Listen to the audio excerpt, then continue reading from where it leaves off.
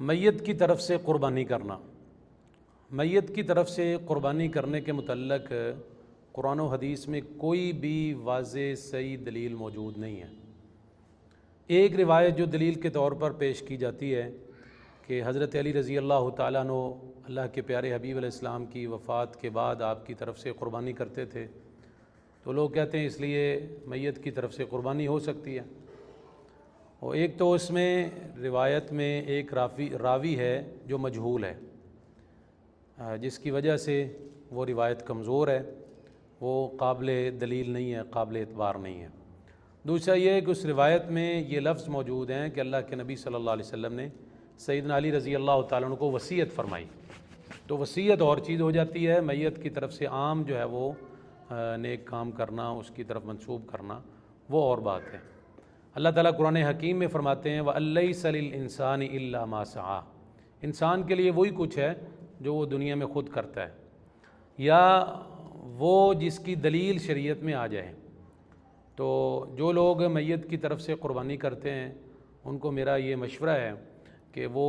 الگ سے میت کی طرف سے قربانی نہ کریں،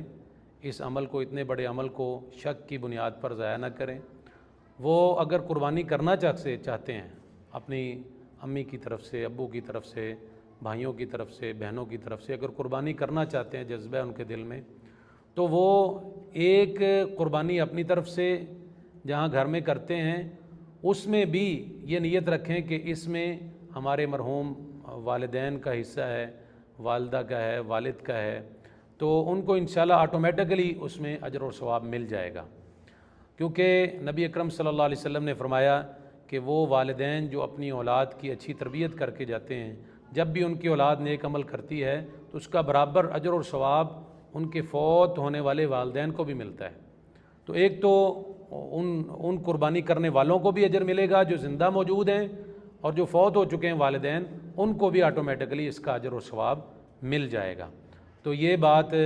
ہمیں ذہن نشین کر لینی چاہیے کہ میت کی طرف سے قربانی کرنا یہ دونوں قسم کی آراء علماء کی موجود ہے، لیکن بہتر رائے یہی ہے کہ اس کے متعلق کوئی بھی قرآن و حدیث میں دلیل نہیں ہے، اس لیے اس عمل کو ضائع نہ کریں، اپنی قربانی میں ہی ان لوگوں کو شریک کریں جو فوت ہو چکے ہیں، تو پھر یہ عمل درست ہے۔ الگ سے ان کی طرف سے قربانی کرنا یہ شرعاً کہیں سے ثابت نہیں ہے۔ اللہ کے نبی صلی اللہ علیہ وسلم کو سیدہ خدیجہ رضی اللہ تعالیٰ عنہ سے بڑا پیار تھا، بڑی محبت تھی۔